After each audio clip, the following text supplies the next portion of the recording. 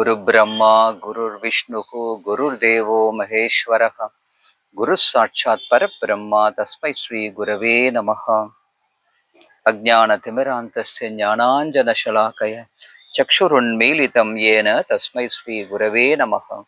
அகண்டமண்டலாகாரம் வியாப்தம் ஏன சராச்சரம் தத்பதம் தர்ஷிதம் ஏன தஸ்மை ஸ்ரீ குரவே நமः. ஓம் நம ஸ்ரீ யதிராஜாய விவேகானந்த சூரயே சச்சித் சுகஸ்வரூபாய சுவாமினே தாபஹாரிணி.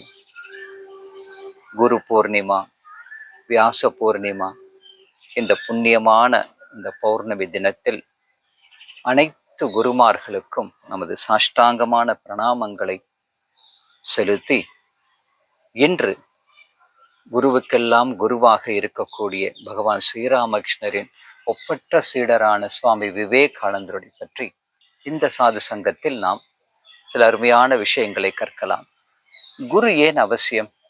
குருவும் ஒரு மனிதர் தானே என்று கேட்கக்கூடியவர்கள் எல்லாம் இருக்கிறார்கள். அவருடைய திருப்பாதங்களை ஏன் வணங்க வேண்டும் என்று கேட்பவர்கள் எல்லாம் இருக்கிறார்கள். அவர்களுக்கு ஒரு பதில் என்னவென்றால், அவர் மனிதர் மட்டுமல்ல, அவர் புனிதரும் கூட. புனிதம் என்பது அவ்வளவு உன்னதமான ஒரு விஷயம். யாரிடம் அது இருக்கிறதோ அவர் குருநாதர். குரு ஆன்மீக வாழ்க்கையில் மட்டுமல்ல, அன்றாட வாழ்க்கையிலும் அவசியம் என்பதை நமக்கு போதித்தவர் சுவாமி விவேகானந்தர். இன்னும் ஒரு படி மேலாக சென்று பார்த்தோம் என்றால், நன்றாக திருட வேண்டும் என்றாலும் திருடர்களுக்கும் ஒரு குரு தேவைப்படுகிறது. அப்படி பார்க்கும் போது திருடுவதற்கே அப்படி என்றால் நல்ல விஷயங்களுக்கு குரு எவ்வளவு அவசியம் என்பது நாம் தெரிந்து கொள்ள வேண்டும்.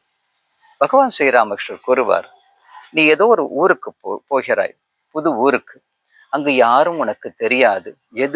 எது எங்கே எப்படி இருக்கிறது, யாரை பார்க்க வேண்டும், எதை பார்க்க, எவற்றையெல்லாம் பார்க்க வேண்டும், ஒன்றுமே தெரியாது. அப்படி கண்ணை கட்டி காட்டில் விட்டது போல் நீ அங்கு போய் இறங்குகிறாய். அது சிறந்ததா? அல்லது உன்னை ஒருவர் அழைத்து கொண்டு போகிறார், இவற்றை தரிசிக்க வேண்டும், இவற்றை பார்க்க வேண்டும், இங்கு தங்க வேண்டும், இங்கு உண்ண வேண்டும் என்று ஒவ்வொன்றையும் உனக்கு காட்டி கொடுக்கிறார் என்றால் அது சிறந்ததா என்று கேட்பார். இன்னொரு உதாரணம் சொல்வார். ஒரு சதுரங்க ஆட்டம், செஸ் என்று வைத்துக் கொள்ளுங்களேன். சதுரங்க ஆட்டத்தை மிகச்சிறந்தவர்கள் விளையாடினால் அவர்களுக்கு ஒரு கைடன்ஸ் தேவையில்லை. ஆனால் சாதாரண மனிதர்கள் விளையாடும் போது எப்படி இருப்பார்கள்? அந்த விளையாட்டு அவர்கள் நன்றாக விளையாடுவார்களா, அல்லது ஒரு ஆன்லுக்கர் அதை பார்த்து கொண்டிருக்கிறார், மூன்றாவது மனிதர் அதை இரண்டையுமே பார்த்து கொண்டிருக்கிறார். அப்படி இருக்கும் போது எப்படி விளையாடினால் இவர்கள் நன்றாக விளையாட முடியும், யார் ஜெயிப்பார்கள் என்பதற்கு மூன்றாவது மனிதராக இருந்து இதில் பட்டும் படாமலும் இருக்கிறார். ஆனால் அந்த ஆட்டத்தை பற்றி எல்லாம் தெரிந்து வைத்திருக்கிறார். எங்கு தவறு நடக்கிறது, எங்கு வாய்ப்பு இருக்கிறது, வெல்வதற்கான வாய்ப்பு எங்கு இருக்கிறது, எல்லாவற்றையும் அவர் பார்த்து கொண்டே இருக்கிறார் என்றால் அந்த ஆன்லுக்கர் அவர்தான் குரு. அவர் சொல்கிறார், நீ இப்படி விளையாடு, அப்படி விளையாடு என்று. எத்தனையோ விளையாட்டு வீரர்களுக்கு மிகச்சிறந்த விளையாட்டு வீரர்களாக அவர் மாறுவதற்கு முன்பு சாதாரணமான நிலையில் இருந்தபோது அவர்களிடம் இருந்த அருமையான விஷயங்களை, அந்த திறமைகளை கண்டறிந்து அவர்களுக்கே காட்டி, நீ இதை செய், அதை மாற்றிக்கொள் என்றெல்லாம் சொல்லி கொடுத்து சிறந்தவர்களாகி இருக்கிறார்கள். அங்கும் குருநாதர் தேவைப்படுகிறார். அப்படி எல்லா இடங்களிலும் குருநாதர் தேவைப்படுகிறார். வைஷ்ணவ சம்பிரதாயத்தில் பிடித்தாரை பிடி என்று ஒரு அருமையான ஒரு வாசகம் உண்டு. அதாவது யார் இறைவனை பிடித்து கொண்டிருக்கிறார்களோ அவர்களை பிடித்து கொள்ள வேண்டும். இன்றைய காலகட்டம் நமக்கு எப்படி இருக்கிறது?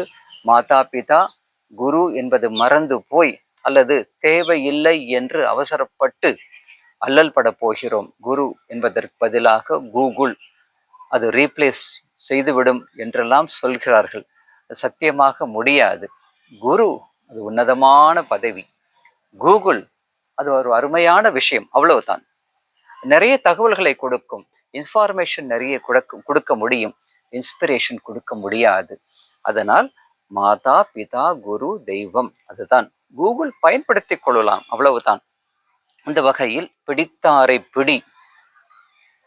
யாரெல்லாம் இறைவனை பிடித்திருக்கிறார்களோ, யாரெல்லாம் தங்களை தாங்களே பிடித்து கொண்டிருக்கிறார்களோ, தன்னுடைய உன்னதமான நிலையை அல்லது தன்னுடைய அந்த சொரூபத்தை யார் பிடித்து கொண்டிருக்கிறார்களோ அவர்களை பிடித்து கொள்ள வேண்டும். அப்படிப்பட்ட ஒரு அருமையான குருநாதர் தான் பகவான் ஸ்ரீராமகிருஷ்ணருடைய சீடரான சுவாமி விவேகானந்தர். குரு எப்படி வருகிறார், எப்போது வருகிறார்? ஸ்ரீராமகிருஷ்ணர் சொல்வார், நிலம் தயாராக இருந்தால் விதை தானாக வரும். இந்த அருமையான ஒரு விஷயம். நிலம் பண்பட்டு இருந்தால், தயாராக இருந்தால் விதைகள் தானாக வரும். கவனமும் ஆர்வமும் இருந்தால் ஆன்மீக வாழ்க்கையில் குரு நம்மை தேடி வருவார். இது ஸ்ரீராமகிருஷ்ணர் காட்டி கொடுத்த ஆன்மீக அற்புதங்களில் ஒன்று. எப்படி? அவரை தேடித்தான் தோத்தாபுரி வந்தார். அவருடைய குருவான தோத்தாபுரி வந்தார். அவரை தேடித்தான் பைரவ பிராமணி வந்தார். ஏனென்றால் இவர் ஆர்வமும் கவனமும் மட்டுமே கொண்டிருந்தார். குருநாதர் தானாகவே வர ஆரம்பித்தார். அப்படி இருக்கும் போது அவர்களுடைய வாழ்க்கையில் ஒரு அருமையான ஒரு மனிதர் ஹாஸ்ரா என்பவர். அந்த ஹாஸ்ரா என்ற ஒரு பக்தர், ஒரு தபஸ்வி, ஒரு யோகி, இப்படியெல்லாம் அவர் காட்டிக்கொண்டார். ஹாஸ்ரா என்பவர் பகவான் ஸ்ரீராமகிருஷ்ணருடைய தக்ஷிணேஸ்வர அந்த காலகட்டத்தில் அவருடன் இருந்தவர். அவர் ஒரு வித்தியாசமான பேர் வழி. வேடிக்கையாகவும் இருப்பார், அதே சமயத்தில் திடீரென்று சீரியஸாகவும் இருப்பார். கடமையை மறந்து கடவுளை நினைத்தவர். என்ன கடமை? குடும்பத்தை மறந்தவர். மனைவி, அம்மா, மக்கள், குடும்பம் எல்லாவற்றையும் துறந்துவிட்டு தக்ஷிணேஸ்வரத்தில் வந்து தான் ஒரு பெரிய தபஸ்வி என்பதை காட்டி அதன் மூலமாக பெயர் புகழ் சம்பாதிக்க வேண்டும், மாலை மரியாதை பெற வேண்டும், கியாதி லாபம் சுகம் எல்லாமே பெற வேண்டும். இது எல்லாவற்றிற்கும் எது தூண்டுகோலாக இருந்தது? அவருக்கு ஒரு 1000 ரூபாய், அந்த காலத்தில் 1000 ரூபாய் கடன் வாங்கி இருந்தார். திருப்பி கட்ட முடியவில்லை. என்ன செய்வது? மனதையும் கட்ட முடியவில்லை. நேராக வந்துவிட்டார். தெரிந்தோ தெரியாமலோ ஸ்ரீராமகிருஷ்ணரிடம் அடைக்கலம் புகுந்ததால் அல்லது அவருடைய சாநித்தியத்தில் இருந்ததால் என்ன ஆயிற்று? அவருக்கு ஸ்ரீராமகிருஷ்ணருடைய அருள் கிடைத்தது.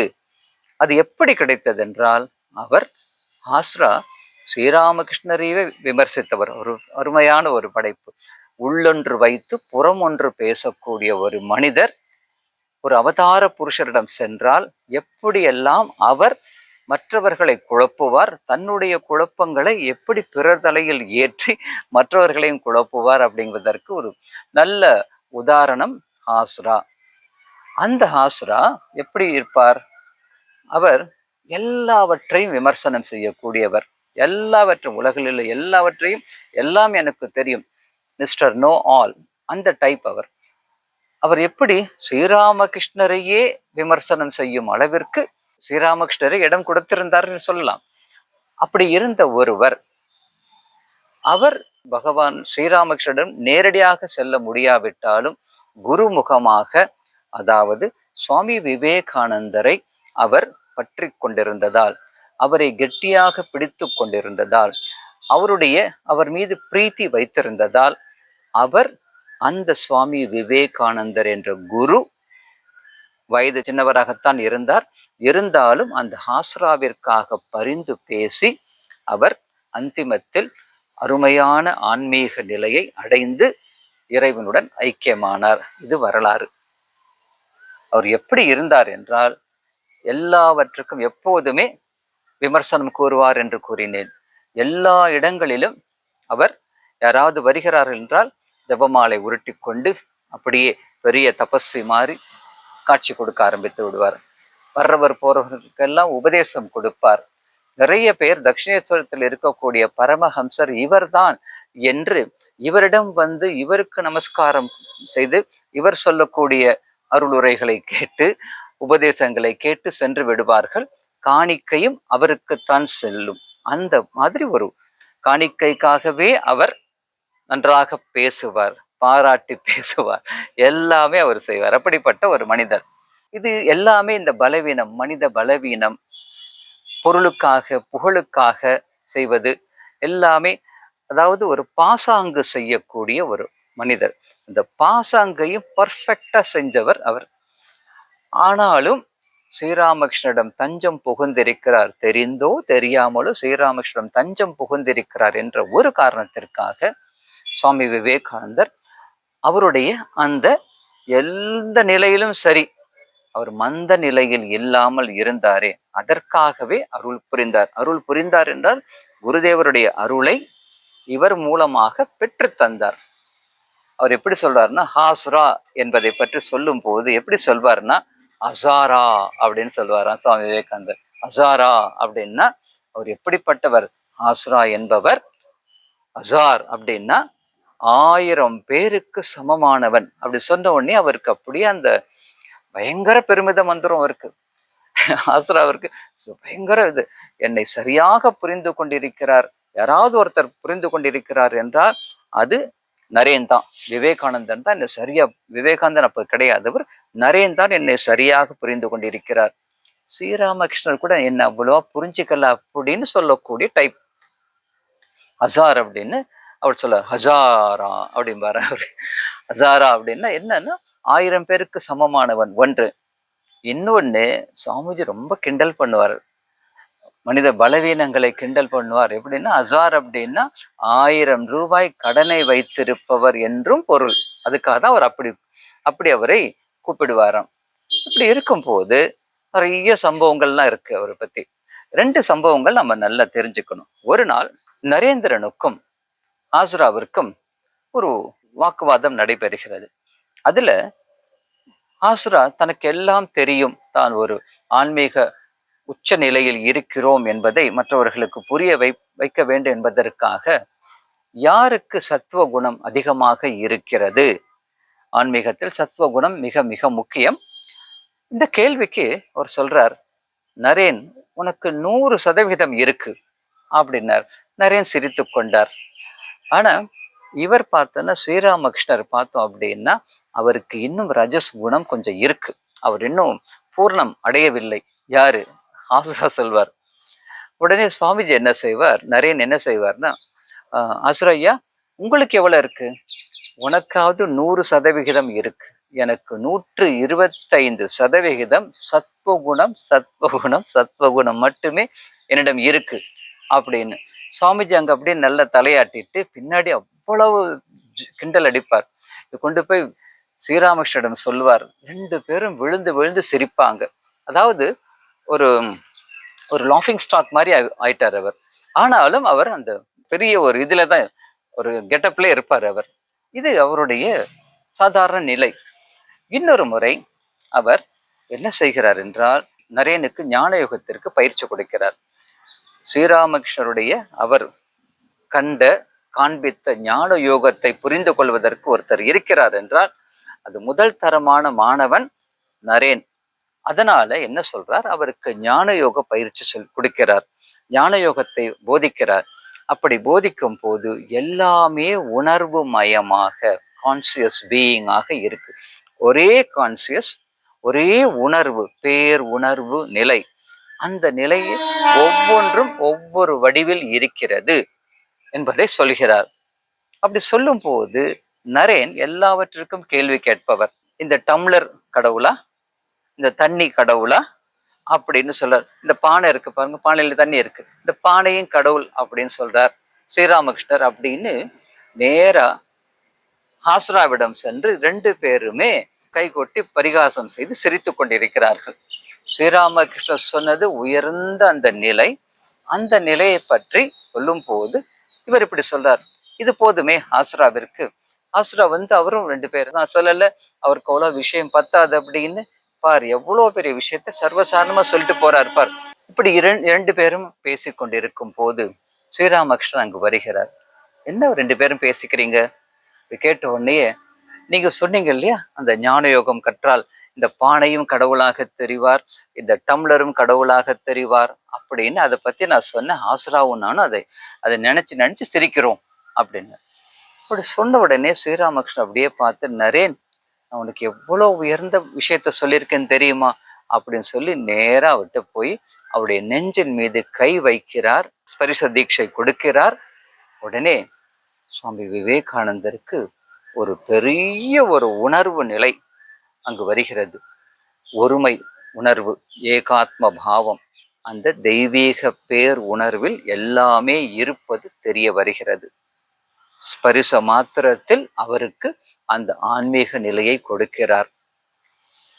அப்படி பல விஷயங்கள் அவருடைய வாழ்க்கையில் இருந்தாலும், அப்படி நேருக்கு நேர் ஹாஸ்ரா பார்த்தாலும் அவருடைய அகங்காரம் ஸ்ரீராமகிருஷ்ணரிடம் அவரை சரணாகதி செய்யவில்லை. கண் முன்னே பார்க்கிறார். நரேன் விவேகானந்தராக ஏகிய அந்த நிலை அவருக்கு பார்த்தும் ஒன்றுமே இல்லை. ஆனாலும் அடியே மனதில் அந்த இதெல்லாம் தெரிகிறது. நரேன் எவ்வளவு பெரியவர் என்பது தெரிகிறது. 1886 நமக்கு தெரியும். ஜனவரி 1ஆம் தேதி கல்பத்தரு தினம். ஸ்ரீராமகிருஷ்ணர் உங்கள் அனைவருக்கும் ஆன்மீக விழிப்புணர்வு ஏற்படட்டும் என்று ஆசிர்வாதம் செய்து, அனைவருக்கும் ஆசிர்வாதம் செய்து அருளிய தினம். அந்த தினத்தில் நிறைய பேர் இல்லை, கொஞ்சம் பேர் தான் இருந்தார்கள். அதில் குறிப்பாக எப்போதும் தட்சிணேஸ்வரத்திலே இருக்கக்கூடிய ஹாஸ்ரா அன்றைக்கு இல்லை, இங்கு வெளியில் போயிருக்கிறார்.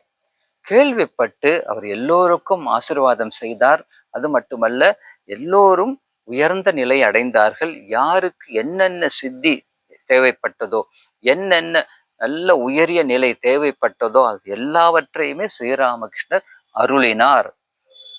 சொன்ன உடனேயே ஆஸ்ராவுக்கு ஐயோ ஏமாந்து விட்டோமே அப்படின்னு 5 தினங்கள் கழித்து ஜனவரி 6ஆம் தேதி அங்கு வருகிறார். வந்து கதறுகிறார். ஸ்ரீராமகிருஷ்ணர் அந்திம காலத்தில் இருக்கிறார், படுத்த படுக்கையாக இருக்கிறார். அவருக்கு உடம்பு முடியல, பேச முடியல. நேராக அங்கு சென்று அவருடைய பாதங்களை, குருதேவருடைய பாதங்களை கெட்டியாக 2 கையிலும் பிடித்து கொண்டு, எனக்கு நீங்கள் அருளத்தான் வேண்டும், அருளத்தான் வேண்டும் என்று சத்தம் போட்டு அழுகிறார். இயலாமையை வெளிப்படுத்துகிறார். என்னென்னமோ செய்கிறார். சொல்றாரு. இதை பார்த்துட்டு நரேனே மறுபடியும் சொல்றார், குரு மகாராஜ் நீங்க இவருக்காக ஏதாவது செய்யக்கூடாதா அப்படின்னு. அப்ப குரு மகாராஜ் சொல்றார், அவன் தயாராக இல்லையே, அவனுக்கு கொஞ்ச நாள் ஆகும் அப்படிங்கிறார். இல்லை, நீங்க செஞ்சுதான் ஆகணும் அப்படின்னு, நீங்க அவருக்கு அருள் புரியத்தான் வேண்டும் அப்படிங்கிறார். ஆசிராவை வழியில அனுப்பி விடுகிறார்கள். மறுபடியும் அதுதான் குரு, அதாவது இறைவன், குரு, சாதகன், இந்த 3 பேருமே ஒன்றாக இருக்கிறார். இந்த குரு என்ன செய்கிறார், இந்த சாதகனை, இந்த பக்தனை அவனிடம் இருக்கக்கூடிய எல்லா பிரச்சனைகளையும் புரிந்து கொண்டு அவருக்கு இந்த குருவானவர் தெய்வ பதவிக்கு அவரை கொண்டு செல்கிறார். அந்த நிலையிலிருந்து இதை அவதானிக்க வேண்டும். சுவாமி விவேகானந்தர் அப்போ இளம் வயது, இவருக்கோ பெரிய வயது ஆஸ்ராவிற்கு. இருந்தாலும் நீங்கள் ஆஸ்ராவிற்கு நீங்கள் அருளத்தான் செய்ய வேண்டும் என்று திரும்ப திரும்ப கெஞ்சுகிறார். அவருக்காக பரிந்து பேசுகிறார். இப்படி பேசியதால் கடைசியில் முதலில் ஸ்ரீராமகிருஷ்ணர் சொன்னார், அவன் தயாராக இல்லை, அவனுக்கு கொஞ்ச நாள் ஆகும் என்றெல்லாம் சொன்னவர், சரி நீ இவ்வளவு சொல்றதால அவனுக்கு கடைசி காலத்தில் அவனுக்கு நல்ல தெய்வீக உணர்வில், ஒரு நல்ல ஆன்மீக நிலையில் அவன் உயிர் பிரியும், அது மட்டுமல்ல ஒரு நல்ல நிலைக்கு அவன் ஏகுவான் அப்படின்னு ஆசீர்வாதம் கொடுக்கிறார். அந்த ஆசீர்வாதம் ஆஸ்ரா பெறுவதற்கு காரணமாக இருந்தது குரு விவேகானந்தர். ஞாபகத்தில் வச்சுக்கணும். நமக்காக பரிந்து பேசி தெய்வ பலத்தை, தெய்வ அருளை பெற்று தருபவர் குரு என்பதை நாம் புரிந்து கொள்ள வேண்டும். அப்படிப்பட்ட ஆஸ்ரா குழப்பவாதி, அகங்காரி, தற்பெருமை, தன் முனைப்பு, எல்லாவற்றையும் எல்லோரை விட நான் பெரிய ஆள் அப்படிங்கிறதுல எத்தனையோ லௌகீகமான விஷயங்கள் உண்டு. வேடதாரி, கபடதாரி எல்லாமே உண்டு. ஆனாலும் ஸ்ரீராமகிருஷ்ணரை அவருடைய சரணங்களில் தெரிந்தோ தெரியாமலோ அவருடைய சாநித்தியத்திலேயே இருந்ததால் சுவாமி விவேகானந்தர் அவருக்காக பரிந்து பேசி நல்ல நிலைக்கு கொண்டு வந்தார். ஆஸ்ரா அவர் அந்திம காலத்தில், கடைசி காலத்தில் ஸ்ரீராமகிருஷ்ணருடைய தரிசனம் அவருக்கு கிடைத்தது, ராமச்சந்திர தரிசனம் அவருக்கு கிடைத்தது. இப்படி எல்லா முக்கியமான அம்சங்கள் எல்லாம் கிடைத்து அவர் எல்லோருமே நினைத்தார்கள் கடைசி காலத்துல இவ்வளவு அகங்காரியா இருக்காரு, இவர் என்ன ஆகும் அப்படின்னு. ஆனால் எல்லாவற்றையும் புறந்தள்ளி அவர் எப்படி இறைவனிடமிருந்து வந்தாரோ அதே மாதிரி இறைவனிடமே போய் சேர்ந்தார். அதற்கு முக்கிய காரணம் குரு விவேகானந்தர் என்பது அவருடைய வரலாற்றிலிருந்து நாம் பார்க்கிறோம். இது ஒரு அருமையான வரலாறு. சுவாமி விவேகானந்தர் என்ற குரு தமது சீடர் ஒருவருக்கு எப்படி அருள் புரிந்தார், அந்த சீடர் எப்படி குருவின் அருளை பெற்று ஸ்ரீராமகிருஷ்ணருடைய அந்த அற்புதமான நிலைக்கு அவர் சென்றார் என்ற ஒரு அருமையான விஷயத்தை நாம் பார்க்கலாம். நிச்சயானந்தர் அப்படின்னு சுவாமி விவேகானந்தருடைய சீடர்களுள் ஒரு நிச்சயானந்தர். நிச்சயம் அப்படிங்கிறோம் இல்லையா, அது மாதிரி நிச்சயானந்தர். அவர் எதை எடுத்தாலும் உறுதியுடன் இருப்பவர், எது செய்தாலும். இராணுவத்தில் பணிபுரிந்தவர், அவர் மெட்ராஸ் ரெஜிமெண்டில் இருந்தவர். அவர் இங்கிருந்து மகாராஷ்டிரக்காரர் இருந்தாலும் சென்னை மெட்ராஸ் ரெஜிமெண்டில் இருந்து பணிபுரிந்து சுவாமி விவேகானந்தர் சென்னைக்கு வந்த போது அவரை தரிசித்து அவர் அங்கு வேலூர் மடத்துக்கே சென்றவர். அவருடைய அந்த நிச்சய புத்தியை பார்த்து சுவாமி விவேகானந்தரே மிகவும் ஆனந்தம் அடைகிறார். தன்னுடைய சீடன் ஒருவன் சுவாமி விவேகானந்தருக்கு பிடித்தது என்னவென்றால், நீ எந்த நிலையில் இருந்தாலும் மந்த நிலையில் இருக்காதே, உன்னுடைய சொந்த நிலையில், அதாவது ஆன்மஸ்வரூபம், அந்த சொந்த நிலையில் இருந்து நழுவாதே என்பதுதான். இவர் எப்படி எதை எடுத்தாலும் ஒரு திடமான காரியம் செய்வார். பல அருமையான சம்பவங்கள்லாம் இருக்கின்றன. அவருடைய வரலாற்றில் ஒரு முக்கியமான ஒரு உபதேசம் என்னவென்றால், நிச்சய், அவர் எப்படிதான் கூப்பிடுவார், நிச்சய் நீ ஒன்று செய்றியா? சுவாமி விவேகானந்தர் கேட்டார். சொல்லுங்கள் குருவே அப்படின்னு. நீ ஒன்றும் பெருசா செய்யாத. நான் கங்கல், ஹரித்வார் இந்த மாதிரி பெரிய பெரிய இமாலய பகுதிகளுக்கெல்லாம் சென்றிருக்கிறேன், கால்நடையாக சென்றிருக்கிறேன். பல அற்புதமான மகாத்மாக்களையும் மகான்களையும் சாதகர்களையும் துறவிகளையும் பார்த்திருக்கிறேன். ஆனால் அவர்களுக்கு சரியான ஆரோக்கியம் இல்லை, சரியான உணவு இல்லை. அதாவது உடல் பொய்யுறவு அதெல்லாம் இருக்கும், ஆனால் அந்த உடலை பேண வேண்டிய அந்த விழிப்புணர்வு அவர்களுக்கு இல்லை. அதனால் நிறைய பேர் நோய் நொடியில் சிக்கிக்கொண்டு அவதிப்படுகிறார்கள். நீ என்ன செய்யும், அவங்களுக்காக ஏதாவது ஒரு சேவை செய். நீ பெரிய காரியம் செய்யாவிட்டாலும் அவர்களுக்காக நீர் கொண்டு போய் கொடு, மருந்து கொண்டு போய் கொடு, உன்னாலான எல்லா உதவிகளையும் செய். இது குரு வாக்கியம். இதை சரியாக பரிபாலனம் செய்தவர் நிச்சயானந்தர். அவர் என்ன செய்கிறார், சுவாமி விவேகானந்தர் அந்த அருளாசிக்கு பிறகு, இது செய்தால் போரும், உனக்கு எல்லாமே கிடைக்கும். சரி, குரு சொன்னார் அப்படின்ட்டு நமக்கு நம்ம குரு எவ்வளோ சொல்றாரு, ஆனா நாம என்ன செய்வோம், சரி ஏதோ ஆசீர்வாதம் அப்படின்ட்டு வச்சுக்கோ. அது ஆக்டிவான ஆசீர்வாதம், ஆக்டிவேட்டட் ஆசீர்வாதம். ஆக்டிவா வச்சிருக்கார் அவர். சுவாமிஜி ஆக்டிவேட் செய்து விட்டார், இவர் அதை ஆக்டிவா வச்சிருக்கார். என்ன செய்கிறார், அதுக்கப்புறம் கங்கலுக்கும் அந்த ஹரித்வார் இது போன்ற இடங்களுக்கு அவர் செல்கிறார். அங்கு இவரும் சுவாமி கல்யாணானந்தர் 2 பேரும் செல்கிறார்கள். கல்யாணானந்தர் ஒரு ஆஸ்பத்திரி ஆரம்பித்து அங்கிருந்து சேவை செய்கிறார். இவர் என்ன செய்கிறார், மலைகளில் குகைகளில் எங்குமே மனித நடமாட்டம் இருக்காது, அங்கெல்லாம் துறவிகள் அமர்ந்து தியானம் செய்து கொண்டிருப்பார்கள். அதாவது உணவே இருக்காது, ஆனால் உணர்வு மேம்பட்டு இருக்கும்.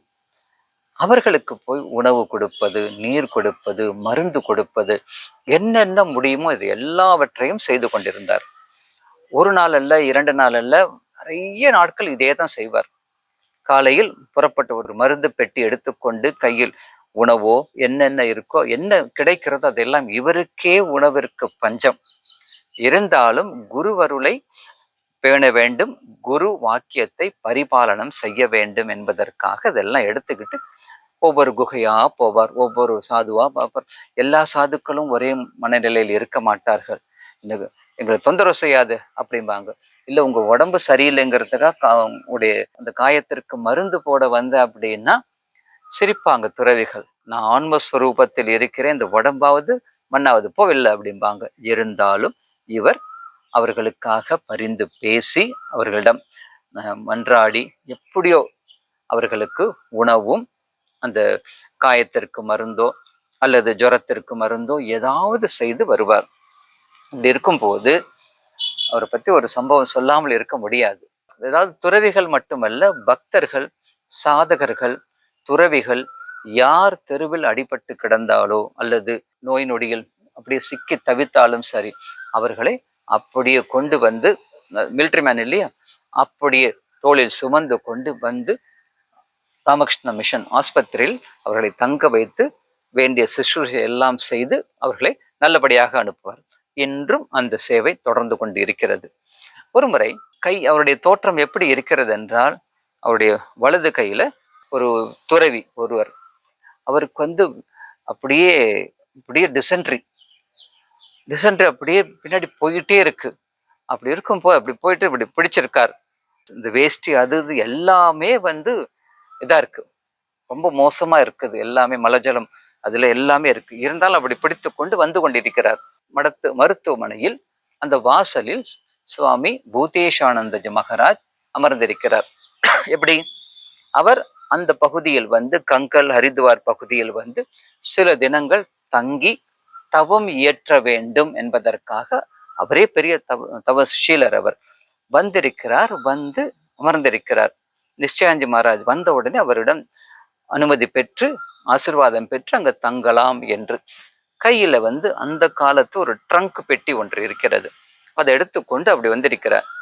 ஒரு வெளியூர்லேருந்து வரும்போது எப்படி எல்லாமே சுத்தமாக இருக்கும் இல்லையா, அல்லது ஒரு நல்ல சட்டை வேஷ்டி எல்லாமே போட்டுக்கொண்டு அந்த ட்ரங்க் பெட்டியோட வந்திருக்கிறார். தவம் ஏற்றுவதற்காக வந்திருக்கிறேன் மகாராஜ் என்று சொல்கிறார். நிச்சயாந்தர் அப்படியே பார்க்கிறார். இவருடைய கோலம் எப்படி இருக்கிறது, நிச்சயாஞ்சி கோலம் எப்படி இருக்கிறது?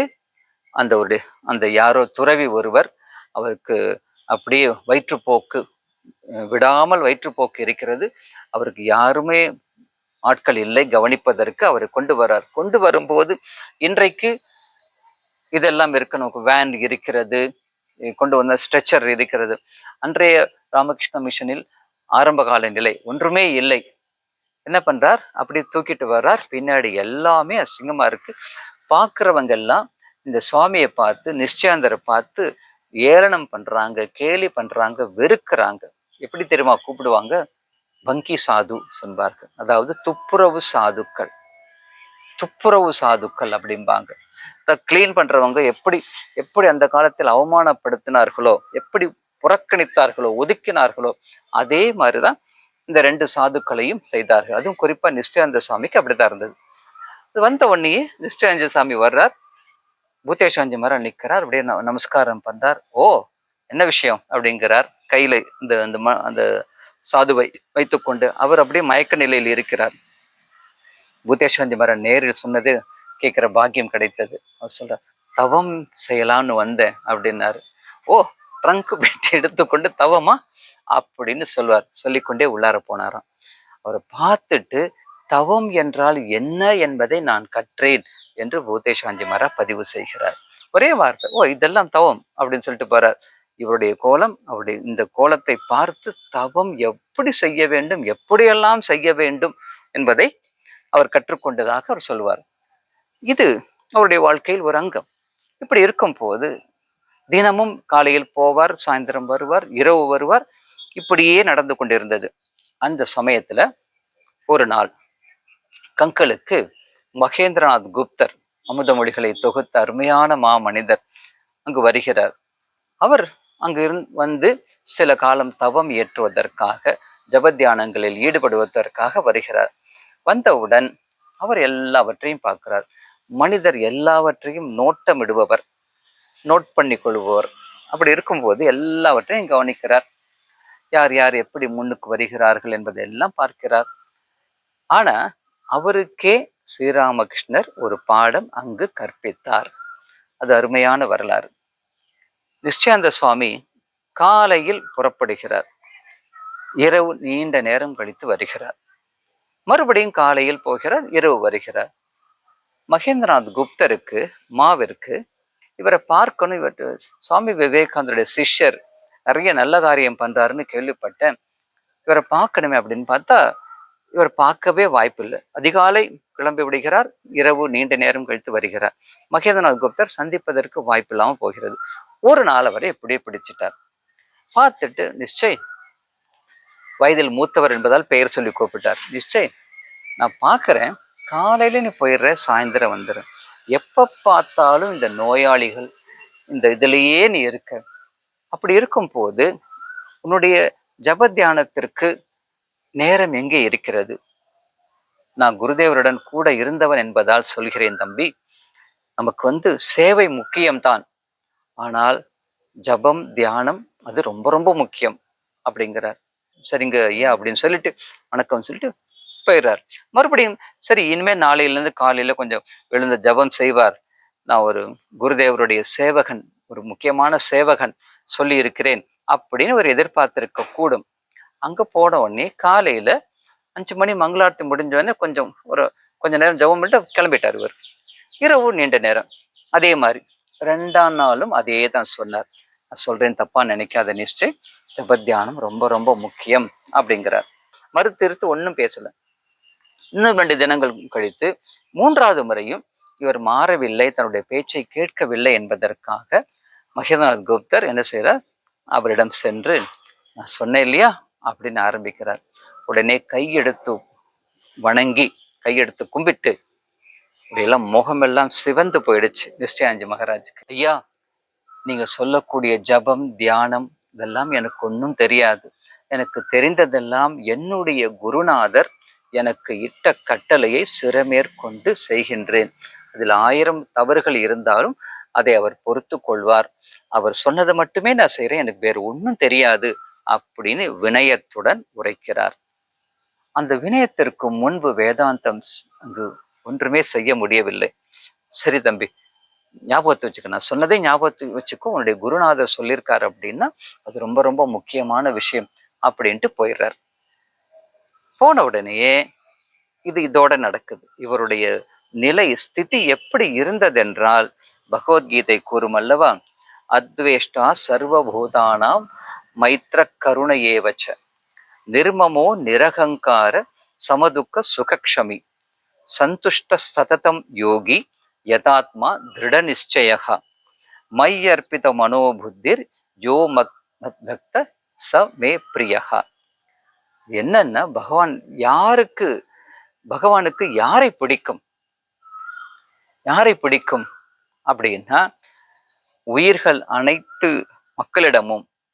அனைத்திடமும் வெறுப்பே கிடையாது. நிஷ்டயானந்துக்கு வெறுப்பே இல்லை.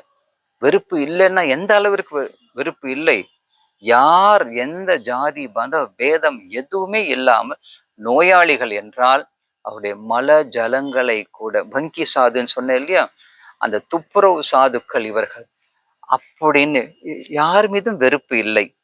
நட்பும் கருணையும் உடையவர்களாய், சர்வபூதான மைத்திர கருணை ஏவச்ச, மமகாரம் அகங்காரமற்று இன்ப துன்பங்களை சமமாய் கருதுபவர்கள், பொறுமை படைத்து எப்போதும் ஆனந்தத்தில் இருந்து கொண்டு யோகியாய், தன்னடக்கம் மிக்கவராய், திட சித்தம் உள்ளவராய். அது ரொம்ப முக்கியம்.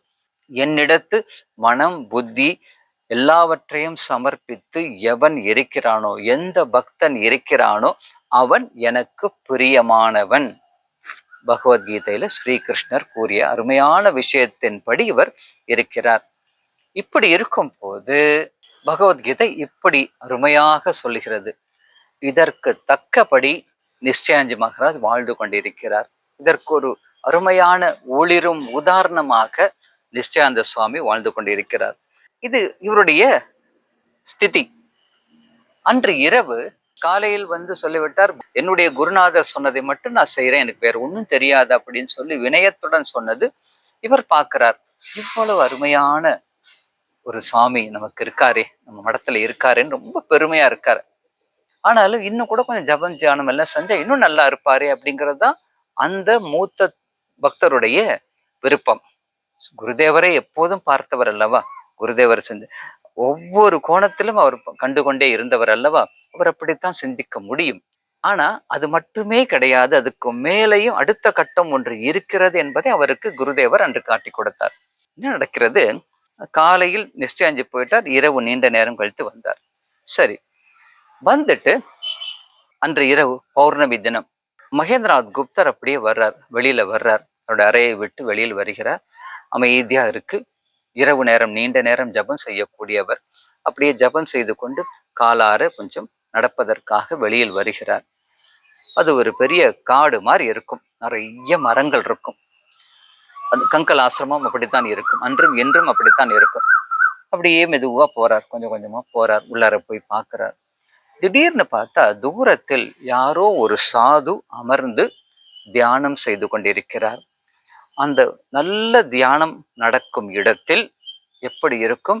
அந்த சூழலே ரம்யமாக இருக்கும், அமைதியாக இருக்கும், பிரசன்னமாக இருக்கும். அதை நல்ல தியானத்தை பார்த்தவர் மகேந்திரநாத் குப்தர். ஸ்ரீராமகிருஷ்ண தியானம் செய்தே பார்த்திருக்கிறார்.